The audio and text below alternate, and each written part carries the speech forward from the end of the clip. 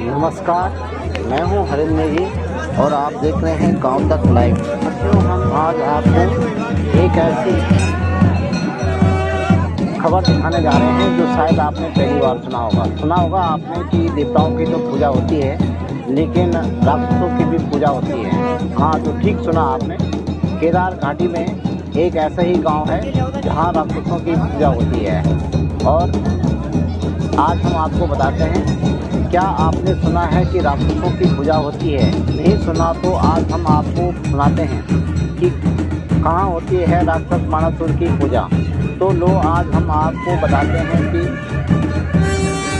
केदार घाटी के बाबा केदारनाथ के तीर्थ पुरोहित और 3 गांव लमगोंडी में माँ राजेश्वरी के साथ बाणासुर की पूजा अर्चना होती है।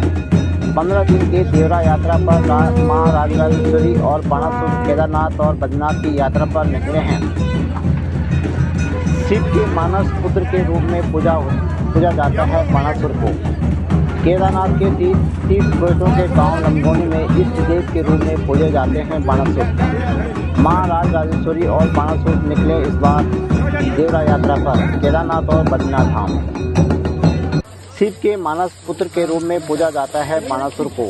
शिव की भक्ति का 3 गांवों के राजा के रूप में पूजा जाता है बाणासुर को। राजा बलि के 100 पुत्रों में से सबसे बड़े पुत्र बाणासुर की होती है देवताओं में पूजा। श्री कृष्ण के पौत्र अनिरुद्ध और बाणासुर की पुत्री उषा का विवाह हुआ था पंचगद्दी स्थल उषा मठ, जिसे उखी मठ के नाम से भी जाना जाता है। किंवदंती है कि महाराजा बलि के प्रथम राक्षसों में प्रथम पुत्र बाणासुर ने शिव की अनन्य भक्ति प्राप्त कर शिव को प्राप्त किया था। तब से उनको 3 गांव के रूप में मानस पुत्र के रूप में लमगोंडी के सोनितपुर में पूजा जाता है। उत्तराखंड को देवभूमि यूं नहीं कहा जाता है, जहां देवताओं के साथ राक्षसों की भी पूजा होती है।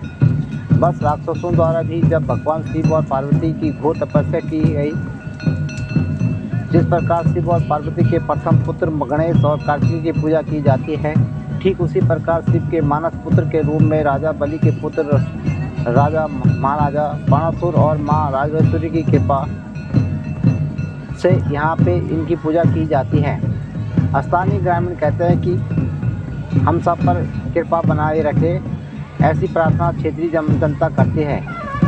किंवदंती है कि बाणासुर राक्षस थे। महाराजा बाणासुर असुर राजा बलि के पुत्र सबसे बड़े पुत्र थे और उन्होंने तपस्या से शंकर से, माँ पार्वती से और शिव के पुत्र के रूप में जाने की वरदान प्राप्त किया था। जिस प्रकार गणेश और मानस पंचवस्त्र मंदिर में भगवान केदारनाथ के तीर्थ पुरोहितों के गांव लमगोंडी से भगवान केदारनाथ और बद्रीनाथ के लिए देवरा यात्रा पर निकले हैं। इस यात्रा में 18 साल से 65 साल की आयु के 100 लोग नंगे पांव देवरा यात्रा कर रहे हैं। ये यात्रा केदारनाथ और बद्रीनाथ के बाद बाणासुर मंदिर में हवन पूजा के बाद समाप्त हो जाएगी।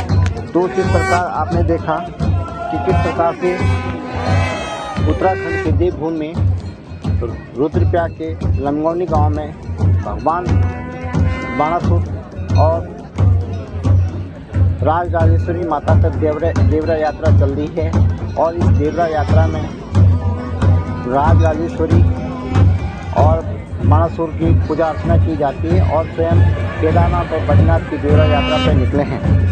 इन तस्वीरों में आप देख सकते हैं कि किस प्रकार से स्थानीय लोग बाणासुर की जयकारे और माँ राजेश्वरी के जयकारे से पूरा क्षेत्र गुंजायमान है और प्रार्थना करते हैं कि क्षेत्र की खुशहाली के लिए, देश की खुशहाली के लिए बाणासुर से कि सबकी रक्षा करें। इन तस्वीरों में आप देख सकते हैं कि देवरा यात्रा से शुरू होते ही किस प्रकार से 3 दिन तक लमगोंडी में यज्ञ हवन पूजा सामग्री आदि किया गया और उसके बाद ये यात्रा केदारनाथ के लिए रवाना हो गई।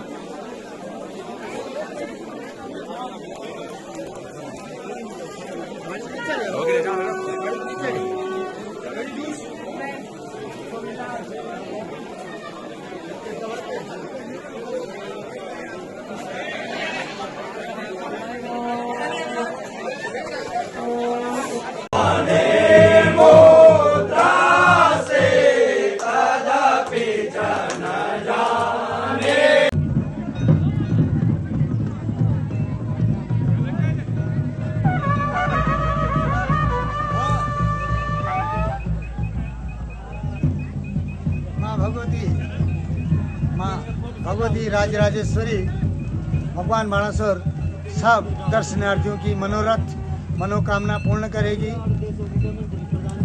मैं भगवती से याचना करता हूँ सबका गांव में सभी लोग खुशहाल रहें, सबके बच्चे योग्य बने, शिक्षित बने।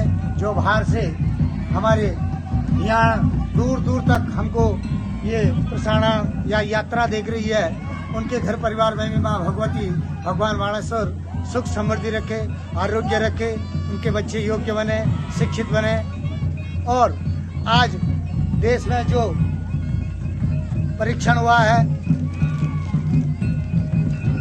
चंद्रयान का, तो मैं उन वैज्ञानिकों का भी माँ भगवती और भगवान बाणासुर की उनका कृपा दृष्टि बनी रहे, ताकि हमारा देश आगे बढ़े, हमारा क्षेत्र का विकास हो, हमको सद्बुद्धि मिले, सत्संग मिले और इसी तरह हमें भक्ति का सौभाग्य प्राप्त हो। सभी मातृशक्ति, सभी कीर्तन मंडलियाँ का हम इस अभिनंदन करते हैं और माँ राजराजेश्वरी से भगवान बाणासुर अनन्य भक्त शिव के याचना करते हैं कि सब पर भगवान कृपा दृष्टि बनाए रखें।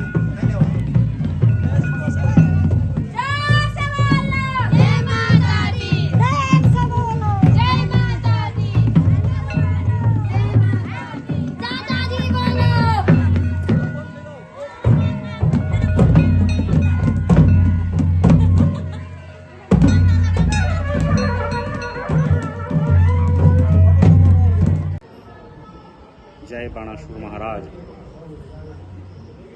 माँ राजराजेश्वरी की कृपा हम सब पर बनी रहे, ऐसी प्रार्थना करता हूँ। किंवदंती है कि महाराज बाणासुर राक्षस थे।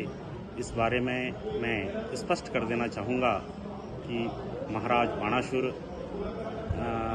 असुरराज बलि के 100 पुत्रों में से सबसे बड़े पुत्र थे और उनकी तपस्या से उन्होंने भगवान शंकर और माँ पार्वती से वरदान प्राप्त किया कि वे भगवान गणेश और कार्तिक की तरह भगवान शिव के पुत्र रूप में जाने पहचाने जाएं। इसलिए भगवान शंकर ने उनको पंचवक्त्र महादेव के मंदिर में प्रकट होकर के आशीर्वाद प्रदान किया कि बाणासुर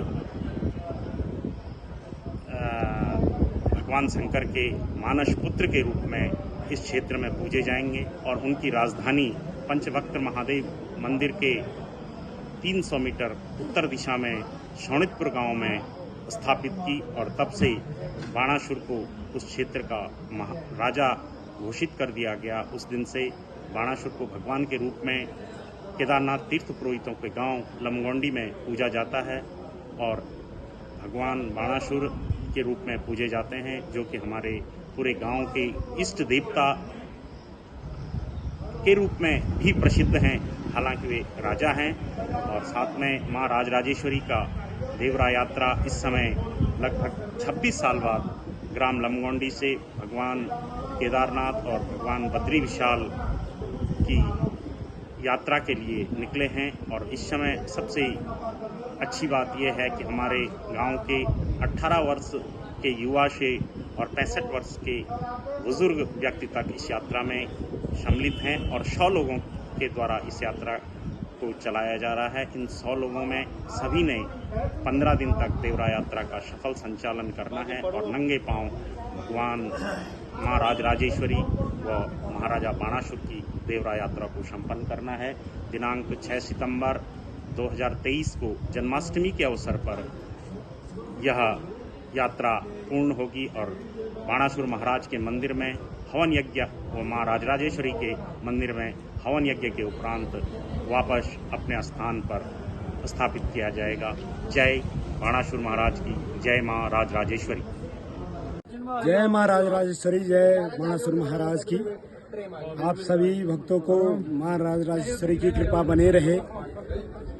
आज बाणासुर महाराज और माँ राजराजेश्वरी की देवरा यात्रा लमगोंडी ग्राम से विदा होते हुए आगे की ओर केदारनाथ की ओर प्रस्थान करेगी। आज का प्रवास गुप्तकाशी में है, इसके पश्चात आगे और भी प्रवास होंगे और आगे हम केदारनाथ धाम में 29 तारीख को केदारनाथ धाम में पहुंचेंगे। वहां पे बाबा केदारनाथ जी का दर्शन पूजन होगा। उसके पश्चात बाबा भैरवनाथ भूखंड भैरवनाथ जी का, क्षेत्रपाल जी का पूजन होगा। उसके पश्चात वहाँ पे जो स्वर्गारोहिणी जो गंगा आती है वहाँ पे माता का स्नान होगा और उसके पश्चात यात्रा वापस आएगी काली मठ को। अगले दिन वहाँ से बद्रीनाथ के लिए प्रस्थान करेगी और आप सभी भक्तों पे माता और बाबा बाणासुर और भगवान केदारेश्वर का आशीर्वाद बना रहे। जय श्री केदार, हर हर महादेव। या देवी सर्वभूतेषु मातृरूपेण संस्थितां नमस्तस्यै नमस्तस्यै नमस्तस्यै नमो नमः। सबसे पहले मैं अपने आराध्य देव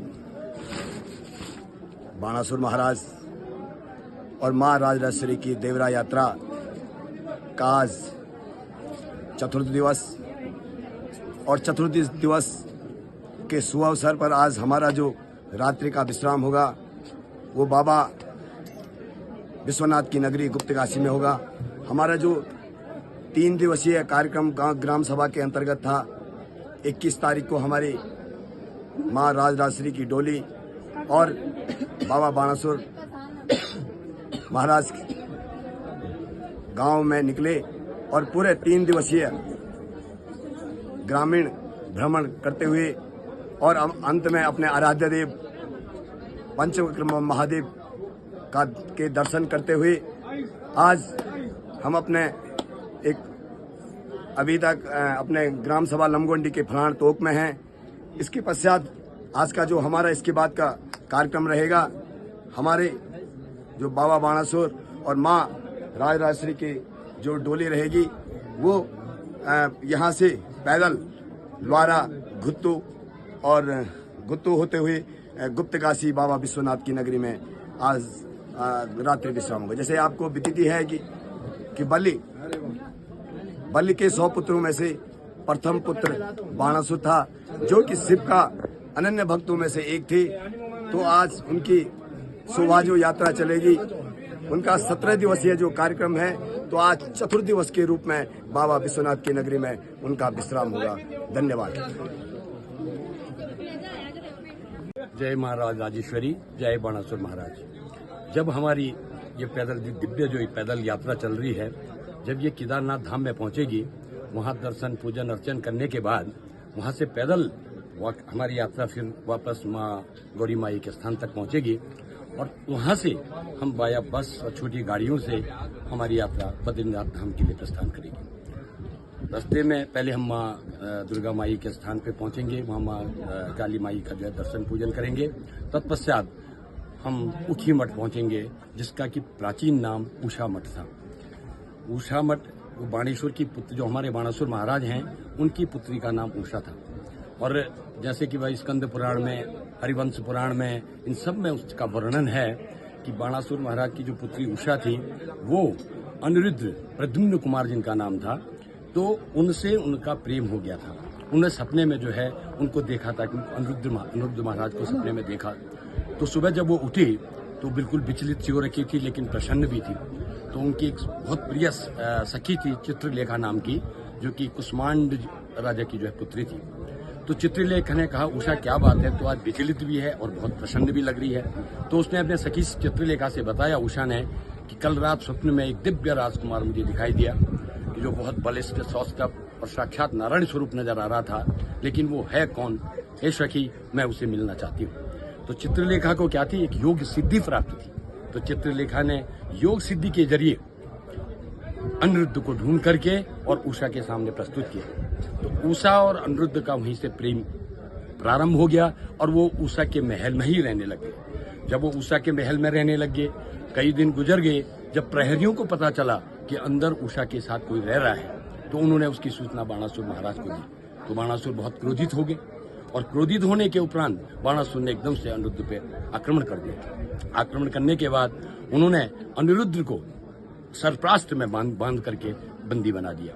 तो जब ये बात उनके दादा, क्योंकि भगवान श्री कृष्ण के पौत्र हैं कौन, प्रद्युम्न कुमार जो अनिरुद्ध हैं, तो उनको जब पता चला कि इन्होंने जो है बाणासुर ने जो अनिरुद्ध को सर्परास्त्र से बांध दिया है, तो श्री कृष्ण भगवान जो है एकदम से उसके बाणासुर के साथ युद्ध के लिए पहुंच गए। बाणासुर, जैसे कि उनके बारे में तो खैर पता ही होगा कि बाणासुर जो है राजा बलि के पुत्र थे। बलि के 100 पुत्रों में उनके ज्येष्ठ पुत्र थे और बहुत बलशाली थे, सहस्त्र भुजाएं थी उनकी।